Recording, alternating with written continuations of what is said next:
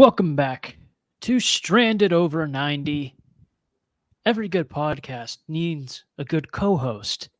And I know you all loved me doing it on my own through these two episodes that were almost a year apart. But sometimes you just need someone to talk to on something like this. And that's why I searched near and far and ended up finding someone who was right under my nose the entire time. Tyler Gallo, a familiar face here on the Stranded Sports Podcast Network. He returns once again. That's head-to-head champion Tyler Gallo to you, by You're the way. goddamn How are you right. doing?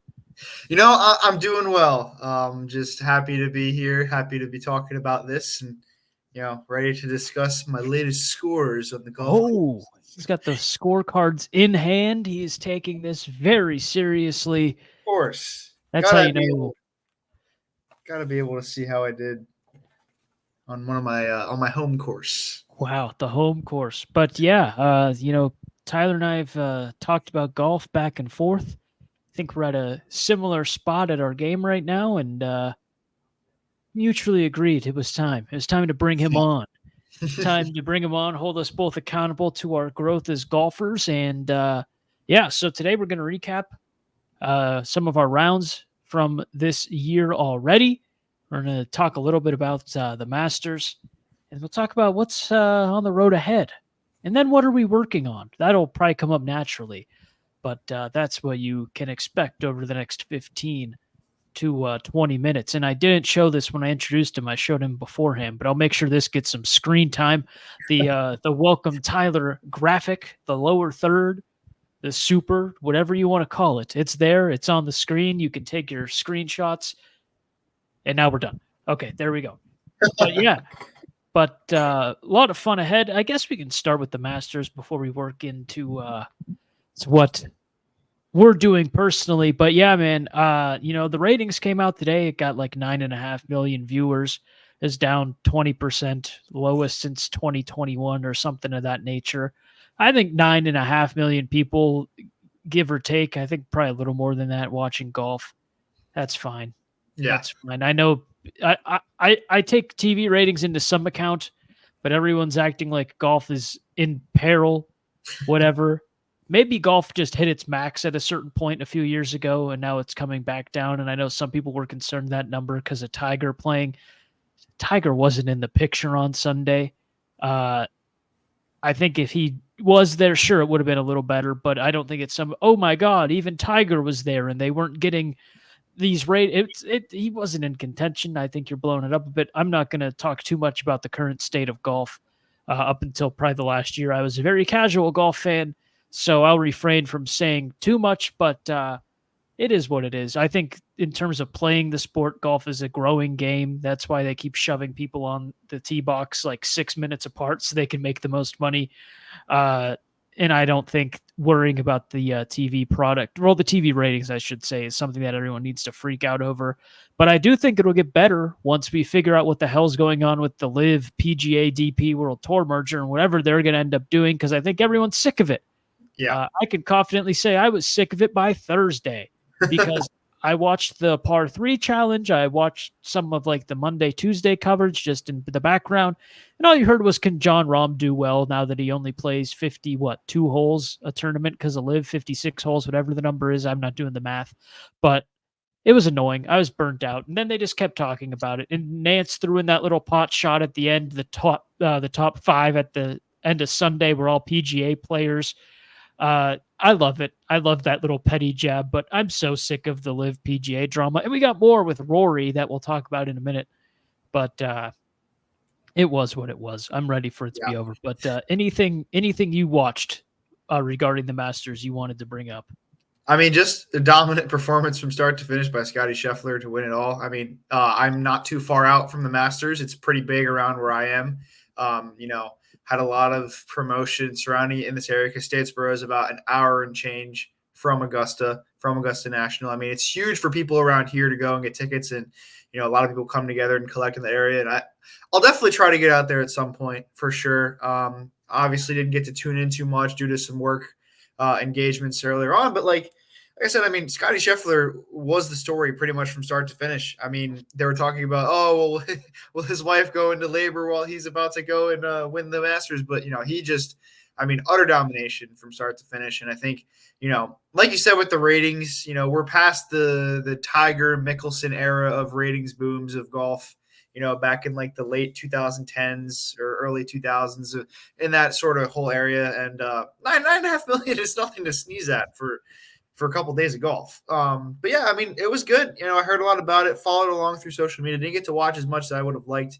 I'm sure my dad and my grandpa tuned in to it. My grandpa's a big golf guy, so I'm sure he tuned into it. But heard a lot about it being in Statesboro and about a little bit close to it. And yeah, I mean, again, another win for Scheffler. So dominant run. I think the metrics, I can't remember what website it is, so my apologies, but this is like the second best run anyone's been on since they started tracking since mid 2000s Tiger, which anytime you're in that conversation, that's a pretty good thing. Just want to express my disappointment with Joaquin Niemann. I think he's leading the Live scoreboard right now, and they're like yearly stats or yearly point system they use. Expect a little more out of him. Brooks Koepka obviously made that run last year. Was right on the doorstep and unfortunately got beat out by Rahm. I expected a lot more out of him. Viktor Hovland just stinks. Hope he finds his game again soon.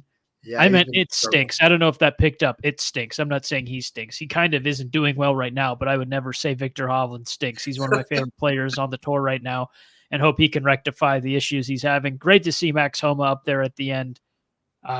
And I like DeChambeau being up there too. That little Live drama. I know I said I hated it, but it's kind of funny. It's kind of funny to see the Live guy up there. But I expected him to peter out, and he kind of did over those last 2 days. But he was still, I don't know if in contention's fair because I don't know if anyone was in contention really with Scotty Scheffler once that back nine started. But he was still kind of in the picture. He was. They didn't need to scroll down the leaderboard to get to him ever. I don't think. A couple of big holes, and he's right back there on the top. So. But yeah, the other big thing, again, we'll get through this quick and start talking about how we've been golfing, because that's probably why you're here. You definitely listen to much more intelligent people talk about the state of golf. Rory was allegedly offered $850 million to go to Live. That was quickly struck down by his agent and Rory himself. So he's going to be PGA through and through, even though he was a huge defender of them. And then they came out like, we're merging with Live. And he was like, then why did I stay? They have given him every reason to just turn his back on them. And he still seems to be PGA through and through. If anyone does, I know Liv's targeting people. Viktor Hovland, I think, is there. He's injured. He's not playing his best. Maybe getting a guaranteed 9-figure, high 8-figure sum. Sounds pretty nice to him right now. Tommy Fleetwood was at Liv's Vegas event. It sounded like he was impressed with what he saw. I think Rory going might have meant a little more to him, but those are two names I could see. Again, I'm not in any way having my ears to the ground, but those are two guys that I could see. It would suck if Hovland goes, but we'll wait and see. It's all we can do. But we'll move on now to our recent outings. Gallo, I've talked everyone's ear off for these first 8 minutes. Hop in, my friend. Yeah. So I got back into it. I obviously was pretty busy in the early portion of this year. Did get out to golf on New Year's Day. I was unseasonably warm on January 1st. It was like 65 degrees and sunny. So I was like, may as well use this while I can. But the last couple of weeks, I played 9 up at my cousin's in, there's, as you can see, played at the Windermere Club. I got a 46 through 9, which is usually where I hover around. And then same thing, 92 on the Georgia Southern course and 93 for my first round of the year. The 93, don't really remember too much about it, but it was a good day for golf. Didn't really feel like a 93 to me when I was playing out there, but, had a couple of good holes late. Could have played 18 in South Carolina. Wish I was able to play 18 in South Carolina because I enjoyed playing on that course with my cousin. I don't have the scorecard offhand right now. I put it somewhere and it's escaping me. But had a couple of good holes. Only played 9 because I was behind a twosome and then a foursome. The foursome was moving super slow, and the two guys in front of us were playing from the back tees and moving like as fast as they could. And we just got to 9, and they were still on the tee box by the time we got to 10. Like we got all the way up there, and the foursome was all the way up towards the green, and we're just like, all right, this is gonna take too long. We're just gonna play 9. So finished with a 46. It was a pretty good 46. Didn't lose too many balls during that 9-hole effort. And I've been debating if I should get a ball retriever off Amazon or something like that, because there's always those tantalizing ones that's so close to the shoreline when you see a water hazard. But yeah, that one was good. And then I felt really good out there over the weekend. I had played, at my local course, Georgia Southern. Started off with a double bogey, and then I don't think I had a double for pretty much until the back nine. For some reason, the par five, which is Georgia Southern's first hole, is a par five. I, for some reason, can never get more than a double bogey or less than a double bogey on the first one. I don't know what it is. It's kind of a short five, but I was able to get there and got 7 and 2 putted like I usually do.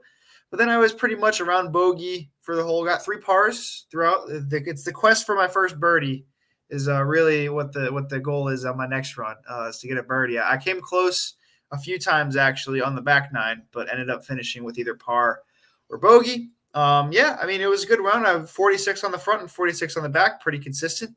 Nothing really to complain about. And, obviously maybe it was a little lenient with the scoring on some holes, but, when you're playing alone, does it really matter? Like, does it really matter if you're not playing for money or playing, competitively? I don't think so. But yeah, 92 was around where I was, and that's my best score. That's the best I've done so far since I started playing back in July.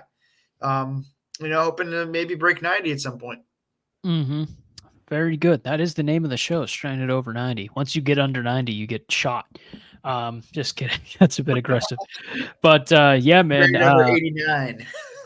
We'll bring up my numbers on the year here. There's that beautiful picture of me from like 3 years ago. 47-9, Lakeview North, Cranberry Highlands, one of the toughest courses I've ever played. 99, that was over the weekend.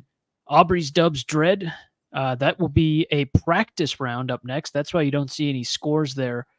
That is where the Stranded Sports Open is going to be. So I'm going to go get a little practice run in before I have to play in that with me and my partner for that 2-man scramble. Get to know the course, get to learn a few things, and we'll see how I can do. But yeah, that 47, my first solo round in like 3 or 4 years, is beautiful. Is absolutely beautiful. There's no pressure. There's no like, wow, I'm sucking in front of these random people that I got paired up with in my foursome, or a friend that went with me. And it was like a beautiful day. It was over 60, I think. And it was one of those first days to surpass that mark since the calendar flipped to 2024. So I struggled a bit out of the gate, and I was getting mad. And I said, why are you mad? It's 60 something degrees out. You're golfing alone. Got a new bag. Clubs are clean. Let's just enjoy it. And so I finished pretty strong. I parred 2 out of the last 4 holes. Had a birdie chance on 9, and it literally missed by an inch. And I was going to give it to myself on the scorecard, but I was saying, no, I got to be honest. You can't lie about a birdie. You can chop down a triple down to a double, or a double down to a bogey, but you're not going to fudge that number. And that was an honest to God 47. We'll get into my liberty. I don't know. Liberty's not the right word. Yeah. Well, you can take liberties with scoring, like I said, when you're playing alone, like, obviously if you hit back-to-back shots into the water, you're going to add a stroke to your score. That's, that's the honest system. But like, it doesn't really matter. If you're not on the PGA Tour, you're not paying professionally. If you feel good with the score that you got, go ahead and do it. I got like 5 straight 5s on the back 9 on when I was going out there. And after you talk about yours, I'll bring up my really good shot for a par that I told you about. But yeah, you can be lenient with your scoring. It's not really that big of a deal. So that was an honest 47, although I will throw in a little asterisk, but the starter told me not to count this shot. So it really was the reset of the whole round. Endless breakfast balls. I'm standing there waiting, and this foursome had teed off before me, and he goes, you ever played here? And I go, no. I haven't lived here super long. I've lived in the area, but I've never been like 5 minutes away from this course. So this is my first time. He goes, all right. He goes, so you see how the fairway slopes off to the right? He goes, at the bottom of that slope, there's water. So don't miss right. My driver goes really right. That's one of the things I need to work on this year. So I grab my 3-wood. It pulls a little right, but sometimes I'd say like 70% it goes straight. So I'm like, all right, I'll hit my 3-wood for my first shot of the year. It might be shorter, but it'll be down the middle, whatever. I crack my 3-wood. It looks really good. Drawn right, but like the perfect amount of right. And it's like going to land at the start of the slope going down, right? Because if we recall, he made it sound like the water was at the bottom of the slope. However, while the ball's mid-flight, he goes, oh, that's not going to clear the water. And I look at him and go, what? And then I just see a giant splash from from the slope. And I go, I was misled. And he goes, that was your first shot of the year? I go, yeah. He goes, let's reset and let's get going now. And so then I shot an honest 47 after that. But yeah, I kind of told a lot of details about that round. My first par putt of the year, electric. Putting something I'm actually very proud of in my golf game. I had about a 15-foot putt, broke pretty significantly to the right, and I made it, and I was stoked. I fist bumped and made sure no one saw me fist pump, but I was pretty fired up after that one, and my chipping was better, which then ties into my second round at Cranberry Highlands, a tough course, made even tougher when there's 35-mile-an-hour winds, and there's a But this few is a holes. respectable score for that. Yes, but there's a little more took a little more liberty with that scoring. But there were a few holes where like you're up high and you're hitting down. And when that wind's blowing 35 Oh, miles an hour and you're already up that high, it's taking the ball wherever it damn well pleases. So I shot a 99. It was probably one of the worst rounds of golf I've ever played. And I'm not someone who's going to like fudge the numbers a bit and then brag about it. Like when I break 90, it will legitimately be a broken 90. I'm not going to say, but with 3 mulligan, like it will be legit. I'm trying to be legit this year as Right. much as I can be. But given those conditions, given that I was late for my tee time, given all the frustration that was like boiling up inside, you know, if I absolutely like scald one 5 feet, I would take a mully. I probably shot 105 or so, but it was one of those things where like I picked my head up. I need to stop picking my head up. It wasn't like I'm just going to do this again because I feel like it. Like if I knew I could hit a better shot, I suppose it was like when I was sculling it. I didn't pull it way into the rough and then go, oh, I'm going to drop. Like it was if something really stupid happened. Like I had a really bad mental lapse. And so again, I'm not trying to take too much, fibbing into these scores, but it was a 99, but it was a very frustrating 99. Short game confidence was shattered early because I started thinking, well, what did I do my last round? And when I started to think, what did I do my last round that was working? I absolutely imploded because I had a bad chip to begin, and then we just started spiraling, and we never really recovered. We got in our head horrendously by hole 3, and that is why I carded 1 par and 6 double bogeys. It might have been more. There was 1 triple 2 on a par 4. I'm not going to pull up that scorecard because I'm going to vomit if I look at it. But yeah, a very frustrating round. But I'm excited for my next round at Aubrey's. Stranded Sports Open, obviously a really big deal, the biggest thing we've ever done. And I don't want to embarrass myself. I'm not going to probably win. My partner and I don't think we're going to win, but I am not going to be in like the bottom 5, maybe even the bottom 10. So we'll see what happens, but got to get locked in. Gallo, why don't you tell us about that great par putt? Yeah, well, I'll start off by agreeing with you. Like, obviously, you know, if you take a bad tee shot, which for once in my life there wasn't too many of them on this round, you'll give yourself a breakfast ball. Like if you hook it into the woods or you hit one into the water. But if you go back to back in the water, at a certain point, you got to move on. With that being said, I got a couple of performances I wanted to bring up. I'll start with the putt. So it was on, I believe it was on hole 6. And there's a little bit like a long, like steep rough, like right beyond the edge of the green. And my ball was right in that. It's a par 4, and it landed right enough to where I could see the pin, but not downhill enough to where I had to chip it. So I was like, you know what, I'll putt it. And I was playing with this older gentleman who was very nice, and he told me, yeah, we may as well putt it. And I just hit it, and it curved all the way right and into the hole it was about like 30 feet. And I was like, I cannot believe that I just got par on that. That's awesome. So I got the par there. And then I got a par, the most toughest par I've ever gotten, because I did hit one into the water. A hole 15 is kind of like, I forget which hole it is. I think it's 16 at Augusta that has the water and the small green. There's one like that on the Georgia Southern course on 15. It's just the long par 5 stretch of green, and then there's water, and it is a very, very tiny green box, or a long stretch of fairway, excuse me, and a tiny green box where you have to hit it. And I somehow, despite hitting one into the water, got a par on it because I hit a really good drive. I was averaging 180 on the drive, about had a couple of 220s, 240s.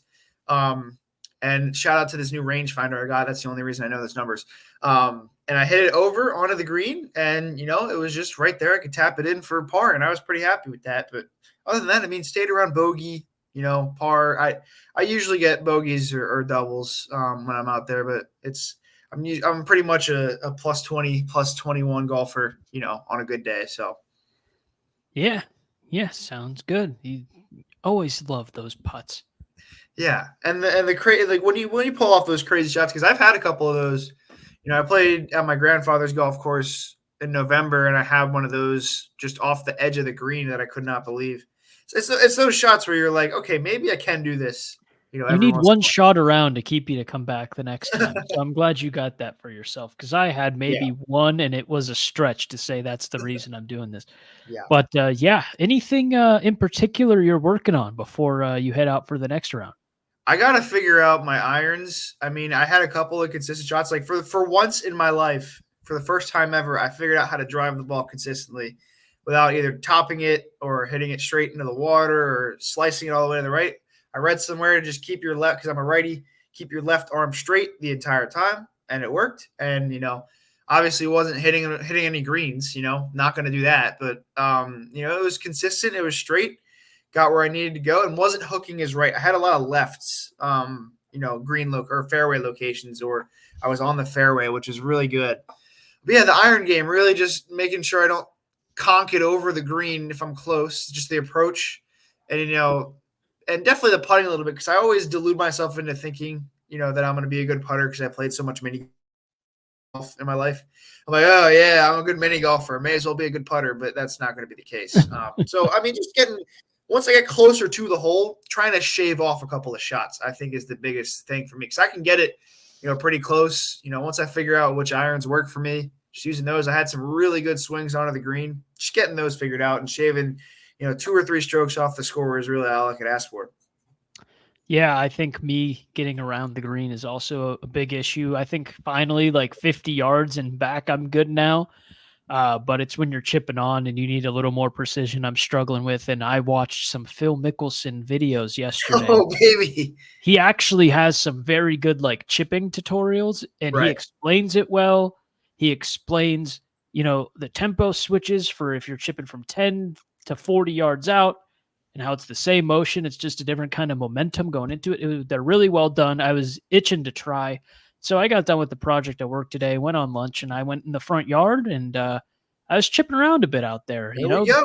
The neighbor on the other side of the duplex is gone for a couple days, so I was using the whole front yard, and I was doing well. I was pretty happy with it. And then I started doing well and got excited, and so I started picking out spots I was trying to chip towards, and then I would skull a few because I was like immediately picking up my head to see the results. And I'd had to go, no, Nick, we're not doing that. That's how we're in this situation in the first place. But I think we're gonna try it out on that practice round for the Stranded Sports Open, and I think we're gonna see some good results. And I'm gonna have that positive mindset going in. Mindset is key. Yeah. Once you figure out how to keep that head down, you'll be golden. I mean, that was my biggest issue for a while. And once I was trying to get myself back into playing shape, because my cousin lives right on, I think, a par 3 on like, I think it's hole 4 on his course. And, we went out and practiced 2 times. And for some reason, I kept topping the ball. I guess I was just looking up, or I was either missing it. And I was like, I am definitely nowhere near ready to play, but let me take a few swings and figure it out. But yeah, really just keeping the head down was the biggest issue when I first started playing. Now it's just being more consistent, because I'm the type of guy where I don't really need to go to a range to figure things out. I mean, I know that's some people swear by that, and that's okay. That's their, that's how they do it. I just like to go, and because you can't really recreate being out there on the course and with all the conditions that are thrown at you, and just going out there and playing. And even if you have a bad game, you still played. So that's really all that matters to me. My light has collapsed. That's like the Phil video. There were some people who were like, why is every chipping tutorial like you're right on the fringe of the green? Like, show me something with a crazy ass like slope you need to chip, Right.